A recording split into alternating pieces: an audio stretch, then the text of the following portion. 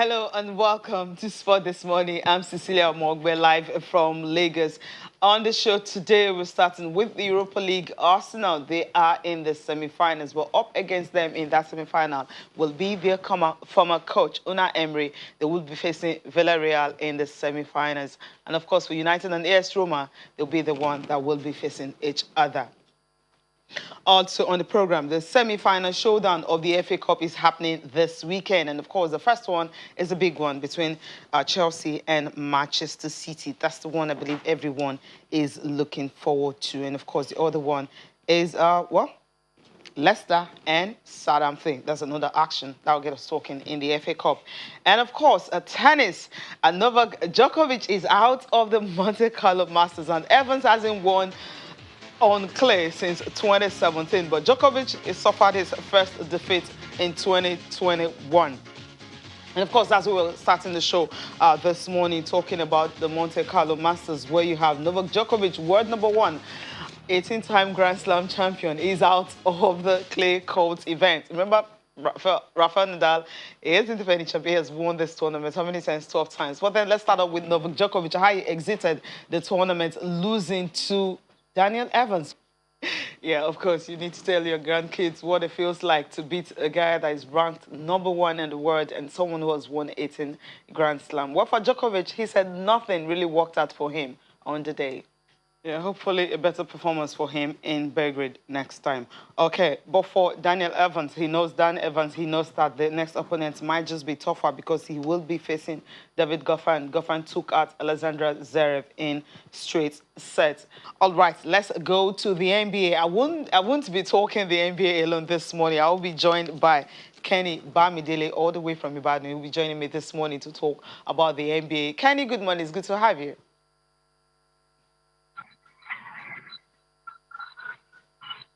Good morning, Cecilia. Thanks for having me.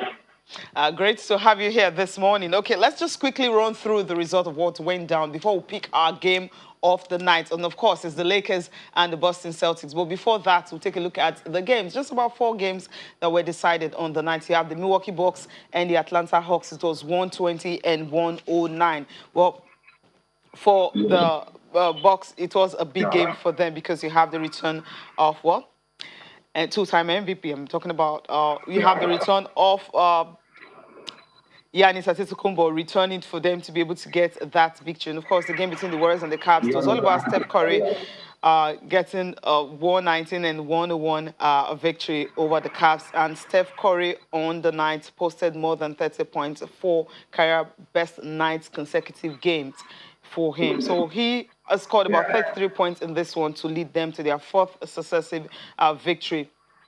And of course, right now he's averaging 38.2 points. That's one of his streak currently. And Ajay Wing is also added 23 points for the Warriors. And of course, Johan Taxona Anderson, also his first career 20 points game, was also part of that. But then another game, Sexton added 30, but that just wasn't enough. And the Celtics and the Lakers will come back to that much later. And the Kings and the Suns, somehow the Sacramento Kings were just no match. Not just somehow, they were no match for them because that game ended 114 and 112.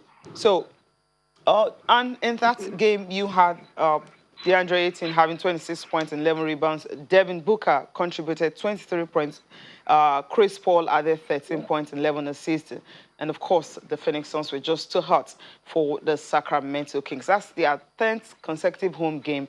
And of course, they've actually won 40 games this season. That's the first time they're doing that since 2014. Now, talking about the game of the moment, that's the Boston Celtics and the Lakers. Kenny, I mean, when this game was heralded, we know that Celtics were definitely favorites for it simply because the Lakers, we know how short-handed they are right now on demand because the 2 top stars are still not returning. But hopefully, Anthony Davis will just return this weekend for that series they're going to play against the Utah Jazz. What do you make of the game, and who were the players who actually stood out for you, apart from, of course, Jaylen Brown, who dropped 40 points on the Lakers?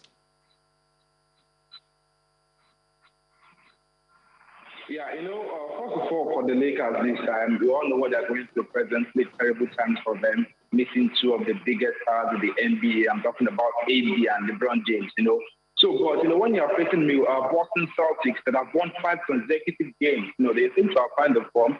And basically, this season, I've not been impressed with, the Boston Celtics from this season. But guess what? It's good to see them rekindling that form now, and they are looking like they are ready to end the season on the high. So, we're talking about what happened. Jaylen Brown scoring, a whooping 41 points for them. I mean, it's been a while you see Jaylen giving them performances like this. But when you are facing a short-handed Lakers, you know what to expect. If the likes of LeBron and AD was in the game for Lakers, it shouldn't be like that. So, but I believe it was a deserved victory coming from the Boston Celtics. They've been riding the momentum lately, and of course, all of the players in that team, they are working really hard to end the season on the high. Particularly this season, the Celtics have been performing below expectations. So, I mean, it's good to see them, from getting that form.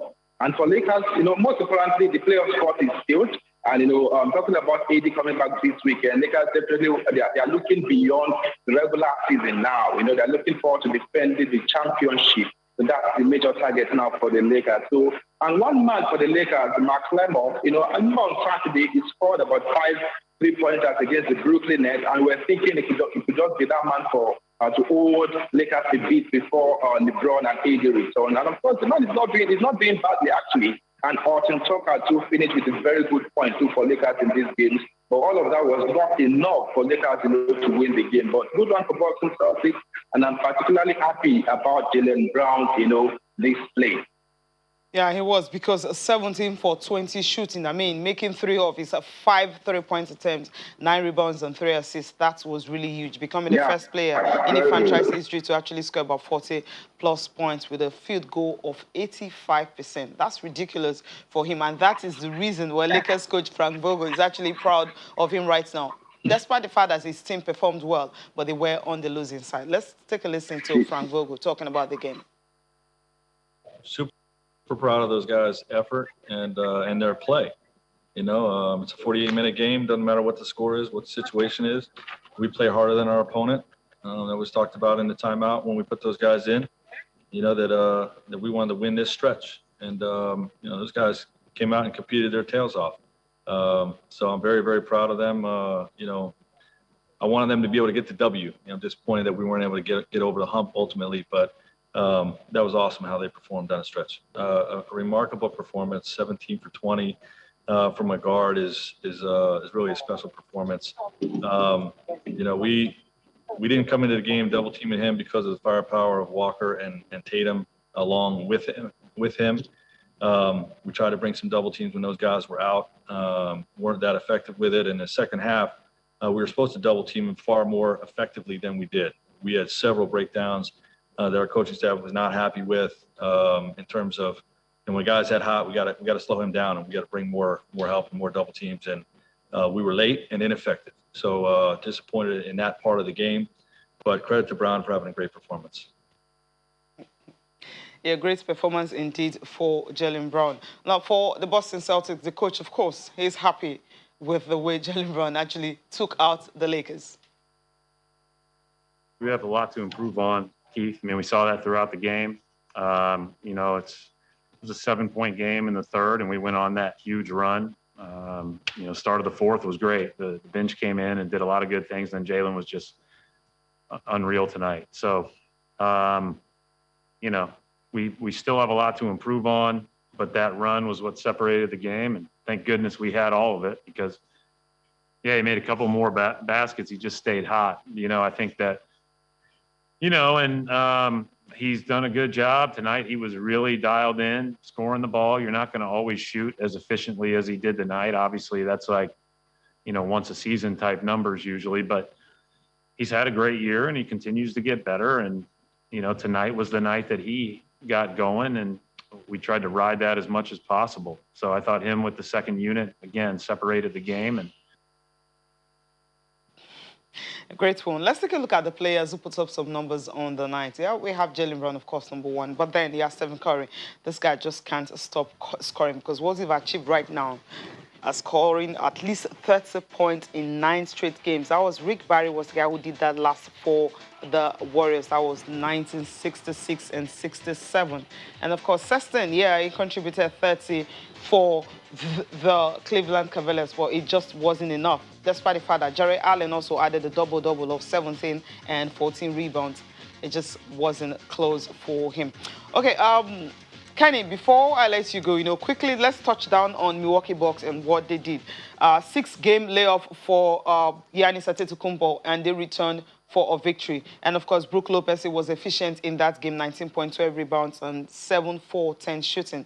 He was good on the night. Sometimes the Bucks, whenever you don't have Giannis Antetokounmpo, they tend to struggle. And we've seen this season, Giannis has been in and out, some injuries here and there. No, it seems the Bucks would definitely struggle when they don't have Giannis at all. Yeah, they will struggle, but one man that you have to heap praises on is Joe Holiday.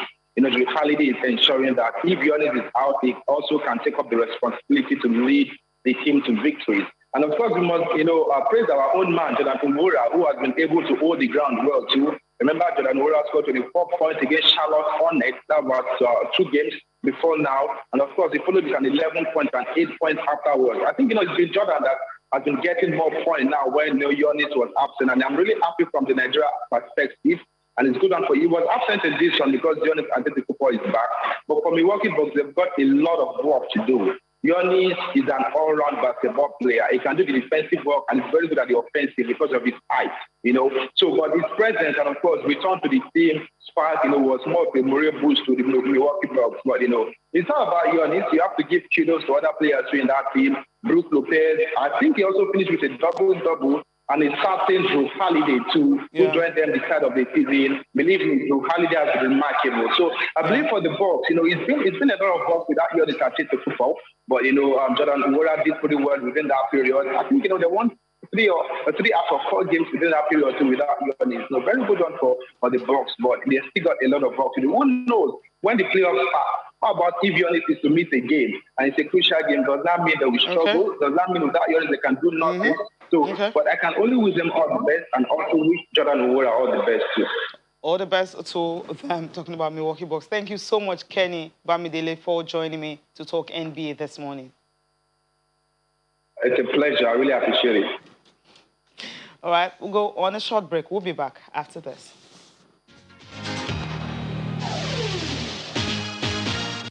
Welcome back. We know the National Sport Festival is over, so you guys can tell us what was your greatest moment at the National Sport Festival. And of course, on Monday, we'll try as much as possible and bring them to you. What's your greatest moment? Was it Grace winning the 100 and 200 meters gold medals, or was it Team Edo sweeping everything that has to do with the sprint, talking about from the 100 meters, 200, and of course, 4 by 100, and even the missed relays as a 4 by 100 meters missed relays. I'm talking about the men now, but it wasn't so great for them on the other side. Or was it Stella Kinsley, yes, from River State, who had, 49 kg in the weightlifting, where she had just 3 gold medals, when she started. Of course, the 10-year-old Stephanie, who could forget about that, artistic gymnast who got 4 medals for Anambra State, 1 gold, 2 silver, and a bronze medal.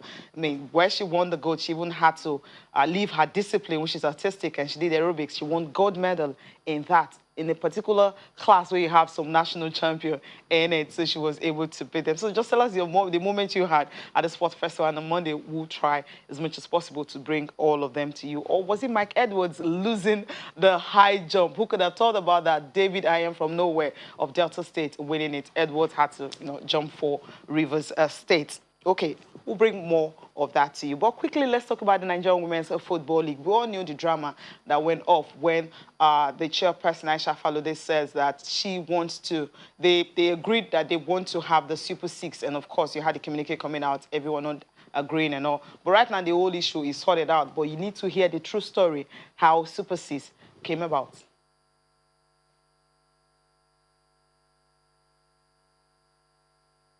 At the point we were making the draw and at the start of the season, even CAF has not been able to give us the modality and the format they wanted the Champions League to take. So we started the league. When we were in the 12th season when we got this memo from the NFF to say that CAF said we should submit the our rep for the zonal playoff to Wafu, and this was very tough. And I said, we are still in the middle of the season. We cannot send a representative at this point. But thank God, the benefits of having somebody like the president of NFF, Amaju Pinnick, in that level, high level of decision making, both in FIFA and CAF, would always work in the interest of Nigeria. I brought the matter before him and I said, look, we cannot truncate this season now. We need to complete so that we can have a true champion to go and represent us at this tournament. Although even the CAF regulations for the tournament had said that 8 teams will qualify to play in the final tournament, which will be either in October, November, December. They don't even know the exact dates yet. And that 6 reps will come from the zonal playoff. The 7th representative will come from the zone that is hosting the final tournament. And they have ceded that slot to the country that will be hosting the tournament. And they also said the 8th slot will come from the zone that won the Africa Cup of Nations for women, which is WAFU B. And indeed, Nigeria won it for WAFU B for the zone. And in my calculations, I'm thinking if there's a slot for a zone that won the Africa Cup of Nations for women, there's a slot for it. Nigeria won it for the zone. So that slot too should automatically come to Nigeria. So my calculations is we should have 2 slots. So if you are not asking me to submit a name at this point, it will be a disservice to our fixture for the season in itself. It will be a disservice to fair play in football. And it will be demoralizing for the other clubs who still have, remember there are 13 weeks left in the season as planned from the start. It will be a disservice to them. So CAF advised and WAFU said, look, you better go and look for how to complete the season quicker because the playoff for WAFU B will be in May. And initially, our calendar for the season should end 7th of July. So I had to call the club owners meeting and I brought all these issues before them. And I said, this is our proposition as a board. It's either we play 2 matches a week for the rest of the season to quicken the process of completion, or we divide half of the season that is left into 2 yet again and play 6 weeks so that we can conclude and meet the deadline that has been given to Nigeria, and all other countries have submitted their rep. But because we made a strong appeal and because the president also made a strong appeal to say we cannot submit a rep now. All right, we know that Super 6 is going to start on the 19th of April, and thank God the club owners and everyone, they've agreed that it will definitely go ahead because that's the only way they feel that it's reasonable for Nigeria to have a good representation, knowing that we can actually have 2 clubs representing Nigeria. The fact that the Super Falcons, they've won, they are the current holders of the African Women's Championship, and of course, with the one that was going to be coming from the club. So from the WAFU B Center, we'll be having 1, and of course, from the club, we'll be having another 1. So 2 clubs right now will be qualifying from the Super 6 to represent Nigeria at the CAF Champions League, which is the very first edition taking place in Morocco. All right, let's leave the scene of the women's football and quickly travel abroad talking about Europa League. That's where we're starting from. And Ada Peters is joining me this morning from London. Ada, good morning. It's been a while. Good morning, Sissy. It's nice to be here today. Great to have you. Quickly, I'll just run through the results of Europa League. Arsenal, they were clinical. I mean, I didn't expect them to score as much as far goes. Arsenal fans, I'm sorry, but I didn't expect that to happen against Slava Praha, but somehow it happened. And Manchester United were also, well, they were not under pressure, so they won convincingly 2-0 and 4-0 on aggregate. And of course, the Arsenal game 5-1 on aggregate after winning the first leg by a lone goal. They just went further to first leg ended 1-0. They went further to score 4, and it was a 5-1. AS Roma and Ajax ended 1 apiece, but then AS Roma had to go based on the fact that they won the first leg. And Villarreal and Dinamo Zagreb, of course, Villarreal winning that. We still have Una Emery, that's the Europa League specialist. Whenever he's still around, he's always favourites, no matter the club he is coaching, and he's going to be facing his former side. But before we talk about Arsenal, quickly let's talk about Manchester United, how clinical. Oh, Arsenal, of course, we'll start off with Arsenal, how clinical they were against Slava Praha. What do you think the coach, Mikel Arteta, did right in that game? For the second leg, it was a make or break game for Arteta, and there were already calls in sections in the fan base, seeking for his sack and the rest of that. So I felt he had to, get the best 11 in the squad. And with Tierney injured, he had to have Xhaka play a makeshift left back, leaving the room for Partey and Ceballos to explore the midfield. Luckily, he had Smith Rowe fit. Bukayo Saka was at his best, and the Ivorian Nicolas Pepe was as sharp as he could be. Lacazette has found his scoring boots again, so it was just Arsenal, doing what Arsenal do best, which is just to score goals and play very good football. Yeah, interesting. I just hope they can extend that to, Villarreal when they are meeting in the semi-finals. Because from all indication, as I mentioned earlier, whenever you have Unai Emery, it's always hard to bet against him because somehow this man, he knows how to win Europa League. Yeah, Unai Emery is a specialist. I think he has like a hat trick of them, Europa titles to his name. He's doing very well at Villarreal. You see, they are still sniffing around the fifth spot in the La Liga, and they're very interested in winning this because this would be their route, especially, looking at Arsenal and Roma as well. It's only United that would just qualify even if they don't need this. So Villarreal will be looking to do this, but Arsenal have the quality to just get the business done, and especially when Unai Emery took Arsenal to Baku as the manager of Arsenal, he lost 4-1 embarrassingly to Chelsea. It will be interesting to see how that plays out. I just can't wait for that to happen, how he's going to act when he's playing against his former players, where he spent some months at Arsenal. Let's leave that and quickly talk about United. They were not under any pressure. All they needed to do, maybe do what Chelsea did against FC Porto or try as much as possible to go score. And they got 2 goals. For United, yes, it was a balanced game, you say, for them against Granada. They did very well. United have been playing very well lately. Still unbeaten away in the Premier League, and in the Europa League, they've been doing very well since they fell from the group stages of the Champions League. They've been showing their quality. Ole is he has a process. He's the sort of manager you can say trust the process. He's doing really good. Nice pop for Cavani for the first goal. The second one was an own goal. United is back.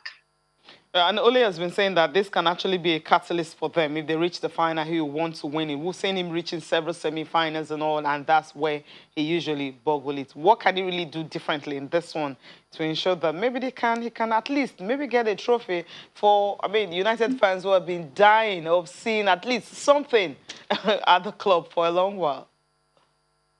Yeah, Mourinho won this a couple seasons ago. I think Pogba's first season. United, and I'm sure Ole will want to at least win it as well. I feel that is the only trophy. He just needs, to pray that his players are fit. Pogba, Greenwood, Cavani, Fred, McTominay, the back line as well. Luke Shaw still, firing on all cylinders. And in their tie with Roma, minimize mistakes. I'm sure they can pull through to the finals. Okay, just maybe they can pull through to the final. See how it pans out. But I know that the bookmakers are actually tipping Villarreal and AS Roma or Arsenal and AS Roma to play the finals. No one is looking at United at all. I hope he will be able to surprise them. But let's listen to him, his post-match reaction. Professional and not really under too much pressure. When you get to a semi, that's the nature of the game. You're playing against good teams. We played against some good teams, so but we relish the chance again to go to a final. I think I've seen the determination, the attitude in every player that we want to go one further, because the disappointment of the defeats that we've had, they give us the motivation to go one step further and hopefully end the season on a high. Roma is a fantastic club with a great history, a great tradition, and some fantastic players through the years, of course. But they still have many good players that we know as well. So it's a game that we have to perform in. We know in a semi-final you have to play well because you're playing against a good team. He knows it, right? He knows he had to play well. And the first leg is going to be April 19th. Then the return leg, of course, will be in Roma. And that first leg will be at Old Trafford. And if they have to win that, it will be an easy one for them. But we've seen United this season, they are better on form when it comes to away games and even their home games. Yeah, they have to salvage something. Their neighbors, across in town, Manchester City, are busy bragging about a quadruple. And for Manchester United fans, it will at least be some consolation if they have won silverware at the end of the season. Of course, at Old Trafford is their fortress, and they need to put the game out of sight in that first tie and try to ensure that Roma doesn't get away goals. So they have to, play their trusted defenders, Harry Maguire, Lindelof, Wan-Bissaka, and Luke Shaw. Hopefully they are fit at that time, and they should be comfortable with Roma in that game. With that, but from United fans have been talking after the game and all that, because Harry Maguire didn't play, so they have the return and all that. If you're looking at Harry Maguire right now, it's like United fans would rather not have him, back into the squad because of maybe some mistakes he makes whenever they're playing. Yeah, but he's the captain and he has that leadership role, commanding the in Henderson now keeping for United, and that whole department seems to be very much doing well under his leadership. Ole, I like his coaching philosophy. I know he definitely trusts Harry Maguire, and definitely with defenders, they always get the blame when things don't go right. But I think he's a very respectable defender. He did well even at the World Cup, and anywhere he's called upon, Harry Maguire tends to deliver, and I feel he should be the man for the job come semi-finals. Okay, I hope it delivers for them too. Okay, let's leave the Europa League and touch down on the FA Cup. It's the semi-finals a weekend, and Chelsea and Manchester City are the games everyone. It's actually the game everyone is looking forward to. Is on Saturday, and the Leicester Southampton will be on Sunday. Now, for Chelsea, what can he really do differently? It's his first season. He came halfway, of course. I'm talking about Coach Thomas Tuchel, and he will be taking on high-flying Man City. You mentioned it earlier. They are targeting 4 trophies this season. They still have the Carabao Cup final to play against Tottenham. They're still in the Champions League. Of course, you say the league title is already for them, and they have the FA Cup. Yeah, I mean, Tuchel himself, since he's come, he's been quite impressive, kept a lot of clean sheets, brought out the revelation that is the goalkeeper, Edouard Mendy. They have minimized defeats. I think just the West Brom and now FC Porto lost at home. It's a very good game. I feel that he could be the spanner in the works come tomorrow, at least to start to reduce it from a quadruple to a treble. I think Chelsea has a chance at Wembley tomorrow, and especially with this, he's reignited a 3-4-2-1 formation. He could definitely get a result tomorrow. Okay. Hopefully he can get that result. But for Manchester City, when you're looking at the squad, it's scary. I mean, these guys just don't know how to lose. All they know how to do is win, win, and win. Against Leeds United last weekend, yes, it was a poor performance from them and all that. Those are the kind, just a one-off. And then before you know it, they bounce back and they continue from where they stopped. Pep Guardiola might just have the upper hand, right? Or you don't think so? They do. And if you say even in a game of 90 minutes, you'd expect Man City to get the job done. But I wouldn't just write off Chelsea. And obviously, just traveling back from Germany could have the effect on them as well. Tired legs. And if you look at the game with Dortmund, it wasn't exactly a walkover for them. Yeah. They kind of relied on the Emre Can handball and then a penalty, and then Hazard was coming on, so the players were distracted and Foden scored. And the rest of that Bellingham had a goal disallowed in the first leg, and if you look at that on the balance, you wouldn't say it was just a walk in the park for Man City to qualify for the semi-final. So Chelsea has to look at Man City critically. They lost to 10-man leads the other weekend, and I feel Tuchel can put up a game and set up something quite tasty. Okay. Interesting. Will you want to stick out your name for the scoreline, because right now you're giving it to Chelsea? narrowing like Chelsea. 1-0 and the lockup. There'll be goals on both ends, so I feel okay. narrowing. Then let's start Southampton. That's more like straightforward, is it? Yeah, it seems more straightforward to me. Even Hasenhuttl, the Southampton manager, was brutally honest about his team losing 11 in the last 14 games. Yeah. It will be a miracle to see them actually beat Leicester, especially with the form Iheanacho is in. Won the Player of the Month, got an extension in the contract. He's been really good since Vardy came from his hip surgery. Iheanacho has been covering that field, doing very well. Very difficult for Maddison to even get back in the team. Yes. But I feel Leicester have the firepower with Ndidi, have a Barnes, Fofana, Tielemans. They just have the firepower to get that game, done in 90 minutes and then straight to the final. 90 minutes and they will be straight to the finals. Iheanacho will definitely get a goal for you. That's what you're thinking, because of his form. Yeah. Yes, I expect to see him tonight, a goal or two. Okay. Wait. All right. Ada, we'll still have you because we need to talk about the English Premier League quickly, but that will be after this break. Okay, thanks. And time for the English Premier League, and the big game for tonight, a Friday night of football, is between number 7 and number 8. I'm talking about Tottenham and Everton. Tottenham have played more games, of course. Everton on 30 games, and while Tottenham on 31. Now, Ada, the one that will get you talking will definitely be the one for today. Everton, Tottenham today.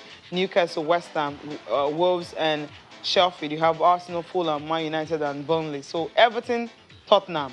This is not the position Jose Mourinho wants to be. 7th now, Everton 8th. We thought Everton would be one of the teams that would be contesting for top 4, but somehow drop in form, injuries did not even do them the favor recently in the recent games that they played so far. Ada? Yeah, both teams, especially today, Everton and Tottenham, both teams will be looking to bounce back. I mean, Tottenham losing their last game, and Everton having this lackluster kind of sort of a ball draw against Brighton. Ancelotti's men are home, and they would love to, use that to try to get 3 points to relaunch themselves. Because if you look at the table, even up until the 9th, 10th position, there's still a lot of hope. If you look at the amount of matches left to play in the Premier League. So this game, both teams will want to win, and it might be one of those games that just end in them sharing the spoils, But I know both teams will come to this game looking to win, as opposed to just being, conservative or trying to play for a draw. Yeah, well, when you say there's still hope for them, which one has hope? Is it Tottenham, they have the hope of finishing in top 4, or Everton? I feel both of them still do have hope, because they should just keep hope alive and take every game that is in front of them until the last day in May. The teams right from West Ham to Liverpool to Chelsea to Everton to Tottenham, from the 4th to the 8th or 9th, Arsenal, we're talking about 8, 9, 10 points difference. Yeah. So it's important to just take every game as it comes, and the more 3 points, the better. So teams like West Ham, Chelsea, and of course, Leicester, West Ham should not just be comfortable at all, and even Liverpool, because Liverpool 6th, Chelsea 5th, and West Ham happens to be the one that completed the top 4 the way it's looking right now. So these teams shouldn't just be comfortable, because one of them, Chelsea, could drop out, West Ham could drop out, and Tottenham or Everton could be in that position. That's what you're thinking? It's very packed. It's very exciting. I think this top 4 battle will be up until the last day of the season. Only United seems to have some kind of cushion in the 2nd position. And, with the game in hand. They were looking at an 8-point gap between them and City, actually, if they win their game in hand. So that's interesting. But all the way from Leicester all the way down to Arsenal, it is just all about how each club, fares in the last 7 games of the season. Leicester missed out just by 1 point last season to Chelsea. And if you look at the course of last season, Leicester was always in the top 4 up until the last 2 or 3 games. So it will be very interesting this season as well. Okay, we'll see what's going to happen tonight if Tottenham or Everton want to close that gap, try to get into the top 4. And for Arsenal, Fulham, yes, Arsenal were clinical, in Europa League. Can they continue that form? Because the Arsenal, we know, they've been on 10th, and right now, the good thing is that they've left that 10th position and they move up to 9th now. Can they be consistent for once? Because that's where the problem is. That consistency, they really don't have it. Yeah, it's really lacking with Mikel Arteta's team. Consistency is not there. We don't have one player that is giving that 100% week in, week out. But hopefully Fulham shouldn't be very, very difficult for Arsenal. Fulham are really definitely in the red zone. Only 5 wins to their name this season. Scott Parker and his men will be looking to at least get a point or more, especially because Newcastle is just there and they feel that they have a chance to escape relegation. But I just feel Arsenal should be able to get the whole 3 points on Sunday. Should be an easy one for them, all right? Newcastle, West Ham, Wolves, and Sheffield. I mean, Sheffield already, relegation candidates already. For Wolves, their position, that's not where they wanted. They would love to be, but that's where they are right now. Not looking good. Yeah, Wolves. It's been quite unfortunate losing. Their main man Raúl Jiménez with the head injury in the Arsenal game. I think it's one of those clubs, maybe akin to Tottenham, that relies on a certain player, like Tottenham will rely on Harry Kane. Wolves rely on that player, and it's been really difficult to put all that on 20-year-old Pedro Neto to score the goals. Adama Traore is brilliant, but he doesn't really transform that potential into goals. Okay. So that is the difference between Wolves this season and the Wolves that finished, I think, even above Arsenal last season. It's that player missing. And an interesting one would be West Ham with Jesse Lingard, scoring all the goals. Giving us the dance moves against Newcastle, fighting with the skin of their teeth to stay afloat and not get relegated. Newcastle is hosting West Ham, so it's going to be so it will be an interesting one. West Ham, of course, are the favourites to score. They want to be in the top 4.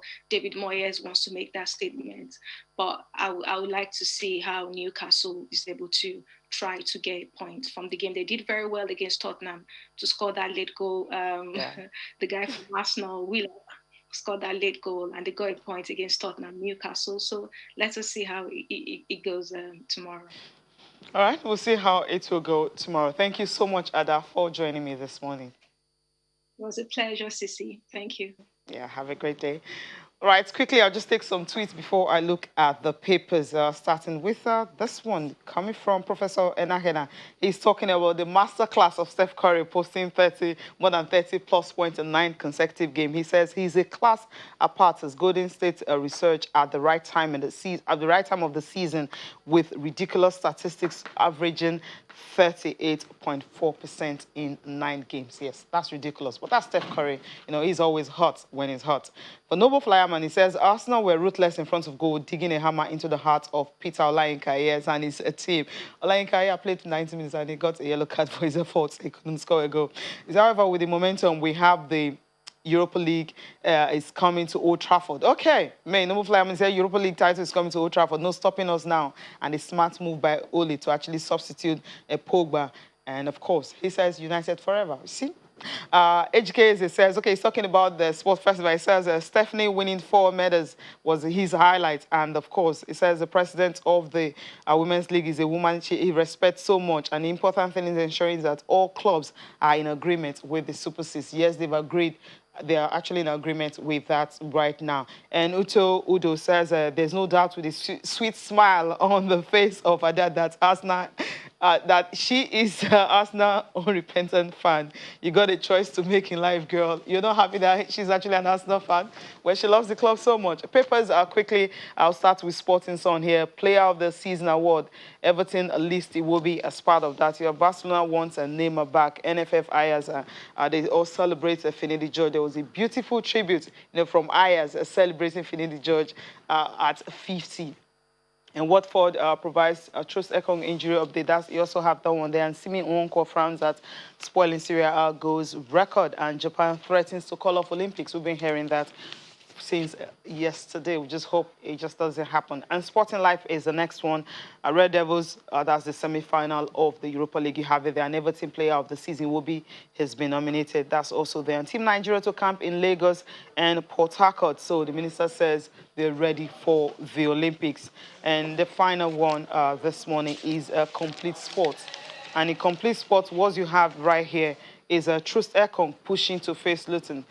He will undergo a late fitness test today to see if he can do that. Raw says Pillars will help Musa regain top shape. Remember, Musa has joined Kano Pillars, his former club, till the end of the season. And here you have Eagles with highest accumulated transfer fees. Osimhen leads the way with 99.4 million euros. Okay, that's it on the show this morning. Thank you so much for watching. I'm Cecilia Omogbe. Do have a great weekend.